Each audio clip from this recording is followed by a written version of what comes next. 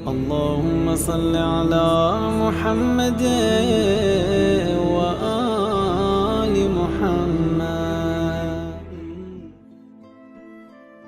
اعوذ باللہ من الشیطان الرجیم. بسم اللہ الرحمن الرحیم. ماہ رمضان کے چوتھے دن کی دعا کے لیے ارشاد فرمایا ہے: اللہم قونی فیہ علی اقامت امرک واذقنی فیہ حلاوت ذکرک واوزعنی فیہ لاداء شکرک بکرمک واحفظنی فیہ بحفظک وسترک یا ابصر الناظرین. فرماتے ہیں: پروردگار، مجھے اس دن میں اپنے امر کے قائم کرنے میں مضبوط کر دے، اور مجھے اس دن میں اپنے ذکر کی چاشنی کا مزہ چکھا دے، اور مجھے سکھا دے کہ میں تیرا شکر کروں، اور اپنی حفاظت کے ذریعے سے، اپنے پردے داری کے ذریعے سے میری حفاظت فرما یا ابصر الناظرین، اے سب سے اچھا دیکھنے والے. چند امور پر تاکید کی گئی ہے اس دعا کے اندر، اور ان میں سے پہلا کام یہ ہے کہ پروردگار مجھے اس دن میں اپنے امر کے قائم کرنے کی طاقت دے دے. انسان کے اوپر کئی قسم کے حالات گزرتے ہیں اللہ تعالیٰ کے حکم کے مقابلے میں. ایک دفعہ کوئی انسان خدا متعال کے حکم کو نہیں جانتا، یا جانتا ہے لیکن بے خبر رہ جاتا ہے، بے توجہ رہ جاتا ہے. ایک دفعہ جانتا ہے، توجہ بھی دے رہا ہے، کرنا بھی چاہتا ہے، لیکن طاقت نہیں ہے. معاشرے نے ایسا گھیرا ہوا ہے، لوگوں نے ایسا گھیرا ہوا ہے کہ اس کے اندر اس کام کی طاقت نہیں رہی ہے. معصوم فرما رہے ہیں کہ پروردگار تو میرے اندر اتنی طاقت دے دے کہ میں تیرے امر کو قائم کروں. اگر تو نے مجھے کوئی حکم دیا ہے میں اس حکم کو انجام دے سکوں. اب اگر آپ آج کے معاشروں کے اوپر توجہ فرمائیے تو آج کا معاشرہ ایسا معاشرہ ہے کہ اس کے اندر اگر آپ ذاتی زندگی میں اسلام پہ عمل کرنا چاہتے ہیں تو شاید ممکن ہے آپ کے لیے. آپ نماز پڑھ سکتے ہیں، آپ دعا پڑھ سکتے ہیں، آپ تلاوت قرآن کریم کی طرف جا سکتے ہیں، لیکن اگر آپ اپنے اطراف میں دیکھیں گے تو آپ دیکھیں گے کہ ہر روز اللہ تعالیٰ کی دسیوں احکام میں جو پامال ہو رہے ہیں. آپ دیکھیں گے پروردگار عالم کے احکام میں سے دسیوں چیزیں ایسی ہوں گی جن کی طرف کوئی توجہ دینے والا نہیں ہے.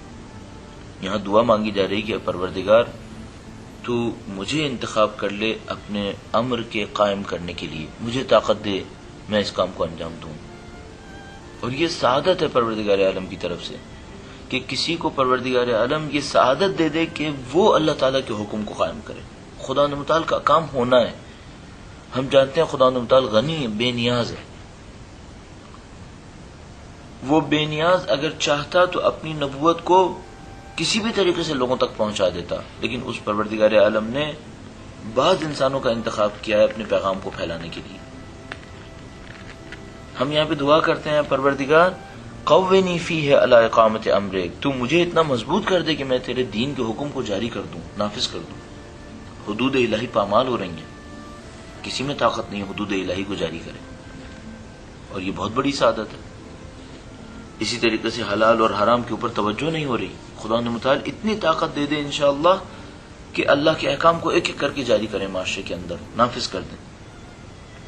وَأَذِقْنِي فِيهِ حَلَاوَةَ ذِكْرِكَ، گویا یہ کہا جا رہا ہے کہ اگر تم چاہتے ہو تمہیں اتنی طاقت ملے کہ تم اللہ کے حکم کو قائم کرو، یہ اسلحے کے ذریعے سے ممکن نہیں ہوگا. ہاں کبھی وقت آئے گا تو اٹھانا بھی پڑے گا، لیکن یہ اگر اصل چاہتے ہو تو کیا کرو؟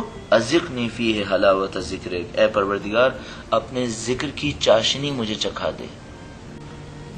باہر کی دنیا میں جہاد کرنے والا پہلے اپنے نفس کے اندر جہاد کرے گا. باہر کی دنیا میں جہاد کرنے والا پہلے خدا متعال کے سامنے اپنے آپ کو تسلیم کر دے گا، پہلے خدا سے رابطہ بنائے گا. گرچہ اس کا مطلب یہ نہیں ہے کہ وہ برسوں تک پہلے یہ کام کرے گا پھر دوسرے کام کی طرف نہیں، دونوں کو ساتھ لے کر چلے. ایک طرف سے خدا متعال کے حکم کو قائم کرنے کے لیے جدوجہد کرے، کوشش کرے، اس کے بعد اپنی شبوں کو زندہ کرے اللہ کی یاد میں. وَأَذِقْنِي فِيهِ حَلَاوَةَ ذِكْرِكَ، اے پروردگار اس دن میں مجھے چکھا دے اپنے ذکر کی چاشنی. اور یہ عجیب مزہ ہے پروردگار عالم کے ذکر کا کہ ہم عرفاء کو دیکھتے ہیں جنہوں نے اہل بیت اطہار علیہ السلام سے سیکھا ہے ان کو دیکھتے ہیں کہ وہ اس بات کا انتظار کر رہے ہوتے ہیں کہ کب لوگ ہٹیں اور ہم تنہائیوں میں خدا متعال کا ذکر کریں. مشتاق ہیں، بےتاب ہیں، تڑپ رہے ہیں اس معاملے کے اندر کہ خدا متعال کی بارگاہ میں پہنچیں. ایک دن عبادت نہ کر پائیں ان کو یوں احساس ہوگا جیسے ان کا وجود ختم ہو گیا. ہم شاید ایسے نہ ہوں لیکن کم از کم کیا کریں، اپنی طور پر کچھ نہ کچھ کام ایسے انجام دیں جس میں تنہائی میں خدا متعال کو یاد کر پائیں. آپ کو موقع مل رہا ہو کہ آپ تنہائی میں کچھ دیر بیٹھ جائیں، خدا متعال کی بارگاہ میں اس کو یاد کریں. اور میں معمولاً عرض کیا کرتا ہوں اپنی زندگی میں سے کچھ وقت نکالیے، ایک سجدہ اپنے روزانہ کے اوقات میں ایک سجدہ طولانی سجدہ کیجیے. اب طولانی سجدہ میں اور آپ تو طولانی سجدہ کیا کر پائیں گے، کم از کم 5 منٹ کا ایک سجدہ کیجیے. 5 منٹ تک سر سجدے میں رکھیے، خدا متعال کے حضور رہیے، اپنی توجہات کو خدا کی طرف رکھیے، اس سے مانگیے. جو آپ کہنا چاہتے ہیں کہیے، جو اعتراف کرنا چاہتے ہیں اعتراف کریں. آپ کی پریشانیاں ہیں، آپ کی مشکلات ہیں، کون حل کرنے والا ہے، کون دینے والا ہے، کون نجات دلانے والا ہے؟ صرف خدا متعال. فرماتا ہے وَمَن يَتَوَكَّلْ عَلَى اللَّهِ فَهُوَ حَسْبُهُ، جو خدا پہ توکل کرے گا خدا اس کے لیے کافی ہے. کہیں پہ ارشاد فرماتا ہے جو اللہ کا تقوی اختیار کرے گا ایسی جگہ سے رزق دے گا جہاں کا وہ سوچ بھی نہیں سکے گا. یہ سب کیسے ہوگا؟ جب مجھے اور آپ کو ذکر کا مزہ آئے گا. اس دعا کے اندر وہی مانگا گیا ہے وَأَذِقْنِي فِيهِ حَلَاوَةَ ذِكْرِكَ، اے پروردگار اپنے ذکر کی چاشنی مجھے چکھا دے. کسی نے مثال کے طور پر کسی پھل کا مزہ ہی نہ چکھا ہو، اسے کیا پتا یہ پھل کیا ہے. کسی نے مٹھائی کھائی ہی نہ ہو، اسے کیا پتا اس مٹھائی میں شیرینی کیا ہے. ایک دفعہ چکھے تو صحیح. یہ خدا سے مانگ رہے ہیں خدا مجھے چکھا دے تاکہ میں مشتاق ہو جاؤں. وَأَوْزِعْنِي فِيهِ لِأَدَاءِ شُكْرِكَ بِكَرَمِكَ، اور پروردگار مجھے سکھا دے، مجھے الہام کر دے اس دن میں اپنے شکر کا ادا کرنا. اپنے کرم کے ذریعے پروردگار یہ کام مجھ پر کر دے. یہ خدا متعال کا لطف و کرم ہے کہ کوئی خدا کا شکر بجا لائے. کیوں؟ جتنا شکر بجا لائے گا اس کی نعمتیں بڑھیں گی. اگر کوئی چاہتا ہے نعمتوں کو بڑھائے، ان شکرتم لازیدنکم ولئن کفرتم ان عذابی لشدید، اگر شکر بجا لاؤ گے یقیناً میں نعمتیں بڑھا دوں گا. بس اگر کوئی نعمتوں کو بڑھانا چاہتا ہے اسے چاہیے شکر بجا لائے. اب اس دعا کے اندر کیا مانگا جا رہا ہے؟ خدایا نعمتیں خود بخود بڑھ جائیں گی اگر میں شکر بجا لاؤں گا. تجھے تیرے کرم کا واسطہ مجھے سکھا دے میں تیرا شکر بجا لاؤں. میں کفران نعمت کرنے والوں میں سے نہ بنوں، میں شکر بجا لانے والوں میں سے بن جاؤں. میری زندگی ایسی ہو تیرا شاکر بندہ بن جاؤں. شاکر بندہ بننے کے لیے کیا کریں؟ سب سے پہلے تو خدا متعال سے شکوے شکایات بند کریں. شکر بجا لانے کا پہلا مرحلہ یہ ہے ان نعمتوں کا اعتراف کریں جو آپ کے اطراف میں موجود ہیں، جو خالق متعال نے آپ کو نواز دی. اس موقع پر ایک اچھے تصور کے ساتھ اپنی زندگی کو دیکھیے کتنی نعمتیں آپ کو ملی ہیں جو دنیا میں دوسروں کو نہیں ملی. استاد محسن قراتی ایک دفعہ فرمانے لگے، کہنے لگے میں ایک دفعہ بیٹھا اور میں نے خدا متعال کے حضور پہنچ کر یہ سوچنے کی کوشش کی کہ اے خدا تو نے کتنی نعمتیں مجھے ایسی دی ہیں جو مثلا دنیا کے 1 ارب انسانوں کو نہیں دی ہیں، مجھے دی ہیں. کہنے لگے میں کاؤنٹ کرتا رہا، اس کی مقدار بڑھاتا رہا، کتنی نعمتیں ایسی ہیں جو 5 ارب کو نہیں ملی ہیں مجھے ملی ہیں.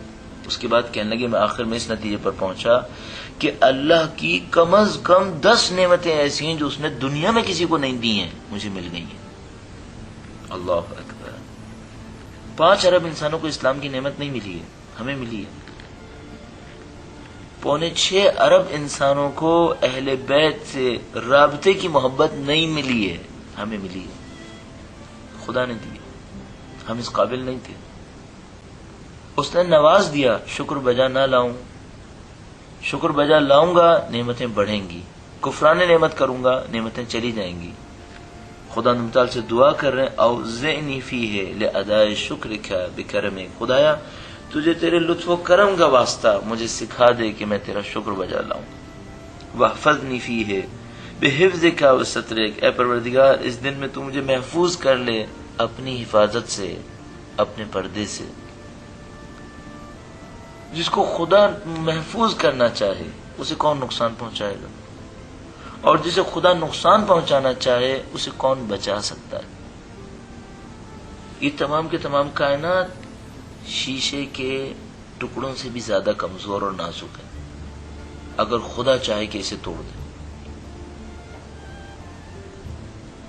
اور ایک شیشہ اس سے کہیں زیادہ مضبوط ہے کہ دنیا میں کوئی اس کو توڑ پائے، اگر خدا چاہے کہ اسے بچا لے. سب کچھ خدا کے پاس ہے.